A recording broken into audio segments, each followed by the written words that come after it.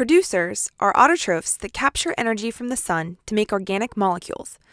There is an exception, though, and the exception are the chemosynthetic bacteria that can make organic molecules from chemicals in hydrothermal vents and don't require the sun's energy to do so.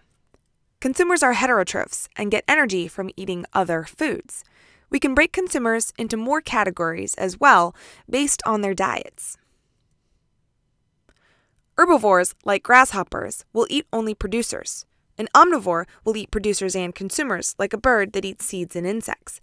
Carnivores eat other consumers, and decomposers will break down all dead organisms from every part of the food chain, which is why it's written on the side of this diagram.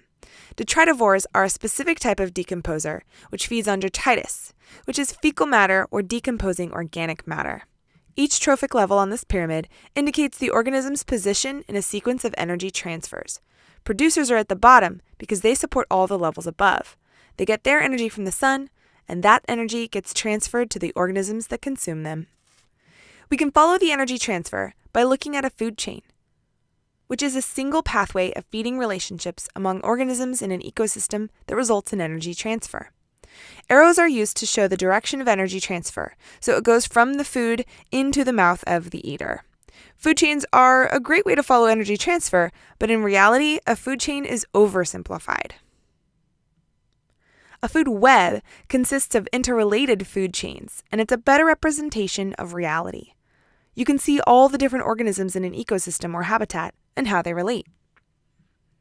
The amount of energy that gets transferred from one level to the next is surprisingly small. Only about 10% of energy from the previous level is transferred to the next each time. Most of the energy is lost as heat or metabolic and digestive waste as the organism lives its life. Luckily, there are lots and lots of producers at the bottom level to supply the energy needs further up the pyramid. This does mean, however, that as you go up the pyramid, there will be fewer and fewer organisms that can be supported by the level below. That's why there are so few eagles compared to sparrows or grasshoppers in any given ecosystem.